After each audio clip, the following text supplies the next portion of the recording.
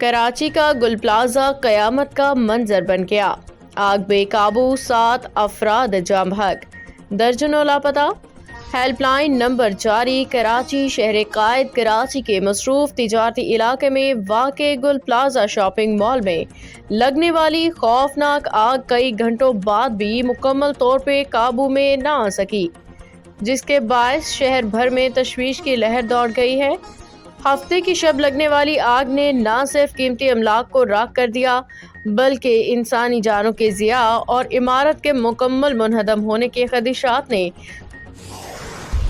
پاک فضائیہ کی جنگی صلاحیتوں کو مزید فروغ دینے کے لیے اہم پیش رفت F-16 اور بلاک 52 طیاروں کی کثیر ملکی مشق کے لیے سعودی عرب کو پرواز۔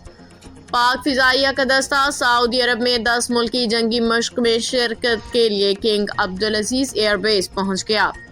پاکستانی دستے میں بلاک 52 اور F-16 لڑاکا طیارے شامل ہیں۔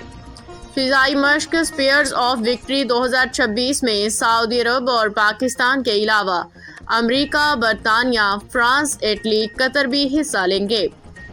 ISPR کے مطابق جنگی مشق کا مقصد شریک فضائی افواج کی صلاحیتوں اور آپریشنل ہم آہنگی کو فروغ دینا ہے۔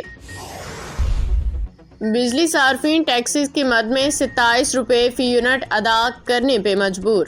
بجلی کے بل پہ بجلی کی لاگت سے زیادہ ٹیکسز کا انبار۔ پیٹرولیم مصنوعات کی طرح بجلی کے بل میں بھی عوام پہ بجلی کی لاگت سے زیادہ حکومتی ٹیکسز کا بوجھ ہے۔ صارفین صرف 6 قسم کے ٹیکسز کی مد میں 27 روپے فی یونٹ تک ادا کرنے پہ مجبور ہیں۔ فیول چارجز اس کے علاوہ ہیں۔ بجلی بل صرف بجلی کا نہیں بلکہ اس میں ٹیکسز کا انبار بھی شامل ہے۔ GST، income tax, advance tax, اضافی سیلز ٹیکس اور کمرشل صارف کے لیے ایکسٹرا سیلز ٹیکس سمیت سالانہ 900 ارب روپے کے ٹیکسز بھی اسی بل کا حصہ ہیں۔ حکومت کا کنیکٹڈ پنجاب کے نام سے نیا منصوبہ لانے کا اعلان۔ لاہور، پنجاب حکومت نے کنیکٹڈ پنجاب کے نام سے نیا منصوبہ لانے کا اعلان کر دیا۔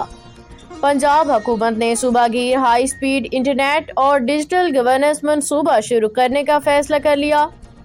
کنیکٹڈ پنجاب پروجیکٹ کی مجموعی لاگت $100 ملین مقرر کرنے کی تیاری شروع کر دی گئی۔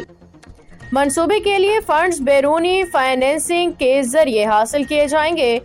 قرض کی ادائیگی کارکردگی سے مشروط ہوگی۔ DLI ماڈل کے تحت فنڈ جاری ہوں گے۔